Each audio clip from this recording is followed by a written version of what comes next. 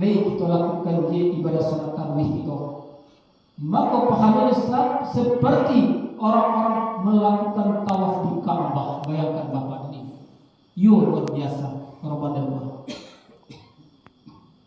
Kemudian malam ketujuh kita melakukan ibadah salat tarawih, maka Allah berikan pahala seperti pahala Musa alaihi wassalam. Lain datangnya, lain memuji kita melakukan salat tarawih. Bapak dan Ibu yang berkat Allah Subhanahu wa taala. Kemudian malam ke-8 nanti kita melakukan ibadah salat tarawih, Allah pun akan berikan pahala seperti pahala yang diberikan kepada Nabi Ibrahim alaihi salam. Bayangkan Bapak dan Ibu, pengorbanan Nabi Ibrahim sangat luar biasa. Lah setelah nyoba keluarga ulun jadi anak. Ketika lebih kurang 86 tahun, bahkan dalam riwayat diceritakan baru nyoba dapat anak.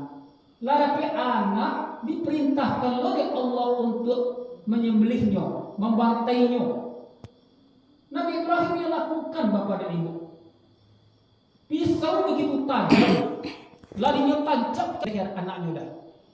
Bahkan saking tajamnya pisau ini mengecek Nabi Ibrahim, wahai pisau, mengapa engkau tidak bisa melukai leher anakku? Mengecek dari pisau ini, wahai Nabi Ibrahim, ambo diperintahkan oleh Allah bukan untuk melukai leher anakmu, tetapi untuk memecahkan batu tuli.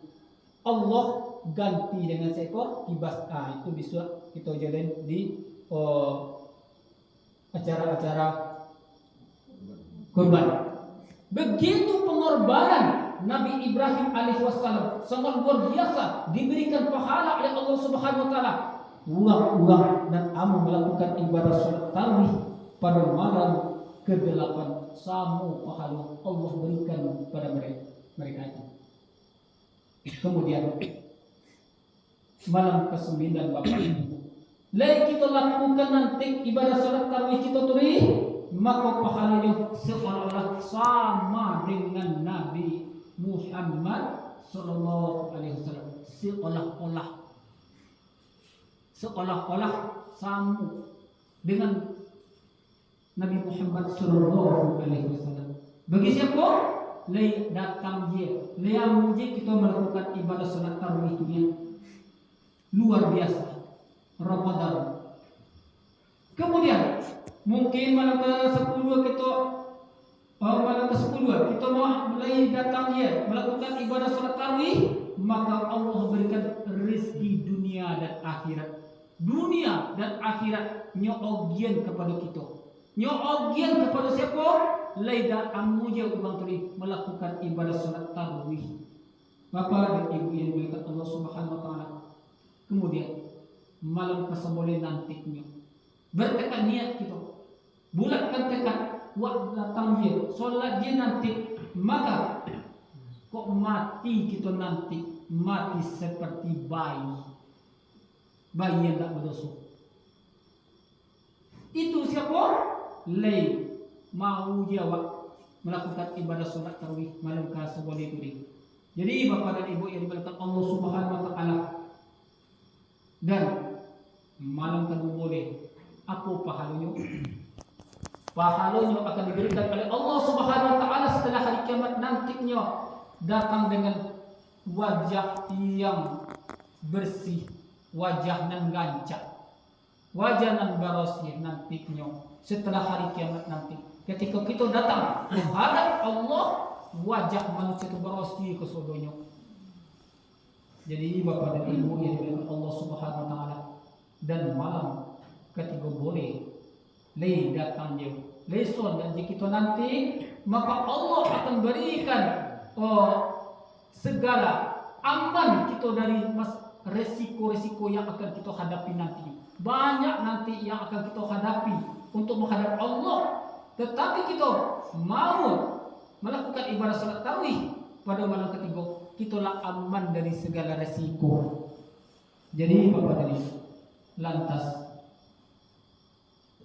malam ke-4 boleh Malaikat berkata, engkau sungguh melakukan ibadah sholat tarawih. Malaikat menjadi sosi kita. Bayangkan Bapak dan Ibu.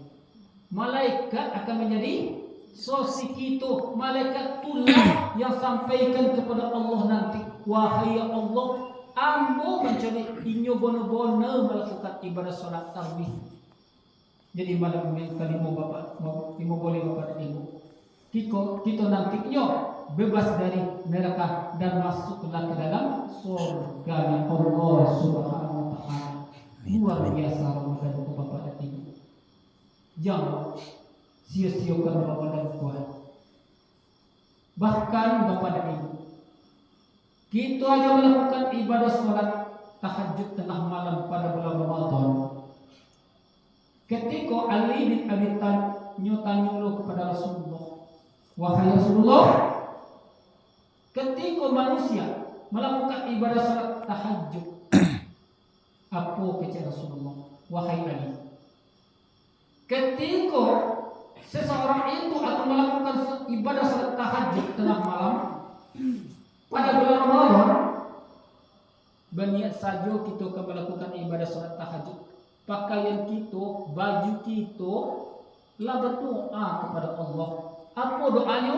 Wahai Allah, berikanlah pakaian yang indah dari surga. Bayangkan Bapak Ibu.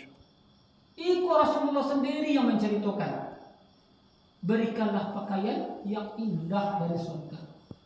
Kemudian kita mungkin punya tarompa, punya sandal. Kita pakai tarompa itu sampai berwudu. Lantas terompa pun berdoa kepada Allah. Wahai Allah, kukuhkanlah kaki hambamu dalam melewati jembatan Siratal Mustaqim. Bayangkan Bapak dan Ibu, terompa saja berdoa kepada Allah, mudahkanlah bisuat uang-uangku berjalan melewati jembatan Siratal Mustaqim. Jembatan nan begitu panjang Bapak dan Ibu, 3000 tahun perjalanan manusia, 1000 tahun jalan mendaki, 1000 tahun jalan melandai, 1000 tahun jalan mendatang. Itu yang kita hadapi nantinya. Orang-orang yang melakukan ibadah salat tahajud tengah malam, terompa juga berdoa, mudahkanlah bisuat bagi orang-orang yang melewati jembatan Siratal Mustaqim. Terompa juga berdoa. Kemudian Bapak Ibu, lagi kita di kamar mandi. Kita ambil gayung, kita ambil timbul, kita ambil MB. Gayung pun saya berdoa kepada Allah, wahai Allah, berikanlah gelas-gelas yang indah dari surga. Gayung pun berdoa. Lalu Bapak Ibu, lah kita ambil air. Air pun mengecek, berdoa kepada Allah, wahai Allah, sucikanlah hambamu sebagaimana lahir dari rahim ibunya. Air aja pun berdoa Bapak Ibu. Kemudian selesai kita berwudu, kita akan melakukan ibadah salat tahajud. Mungkin kita jam 4 sebelum waktu subuh bisa kita lakukan seluruh peralatan rumah tangga kita beri. Apa yang ada, alat-alat rumah kita beri pun berdoa kepada Allah, wahai Allah, lapangkanlah kuburnya. Wahai Allah, terangilah kuburnya. Wahai Allah, tambahlah nikmatnya.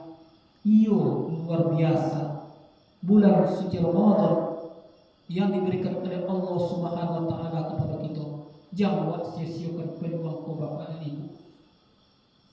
Kita tidak tahu nih, banyak saudara-saudara kita yang tahun dahulu kita sama-sama bersama-sama melakukan berbuku bersama-sama biarlah cucu kita, tetapi Allah lah ambil mereka. Allah lah habiskan jatah ibunya. Ketika Allah beri kesempatan kepada kita, maka jangan sia-siakan peluang Allah Subhanahu wa taala memberikan pahala pada bulan suci Ramadan. Jadi Bapak dan Ibu yang dimuliakan Allah Subhanahu wa taala, perbanyaklah infak kita, sedekah kita. Allah Rasulullah telah sampaikan, as-shadaqatu shadaqati fi Ramadan, sebaik-baik sedekah itu adalah sedekah pada bulan Ramadan. Jadi Bapak dan Ibu, kok dapat kita tingkatkan sedekah awak. Perlu kita harta. Iyo. Apa mulai pada bulan suci Ramadan ke Bapak dan Ibu? Godang pengeluaran kita. Datang tanggung. Mungkin ya kita tak makan siang, tetapi pengeluaran kita godang. Allah sebelum boleh untuk belanja anak dulu, boleh es, boleh cindu, boleh gorengan, bermacam-macam. Tetapi Bapak dan Ibu, kalau kita nambah toko-toko, berbukalah yang dengan angin-angin yang es kita minum. Kalau es kita minum Bapak dan Ibu, kalau menurut ilmu kesehatan itu akan menimbulkan penyakit. Pori kosong, dua lagi es. Perlu kita ilmu Bapak dan Ibu. Makanya sehabis Ramadan lamanya karena sakit-sakit. Di apa? Ketika pori kosong itu lagi es.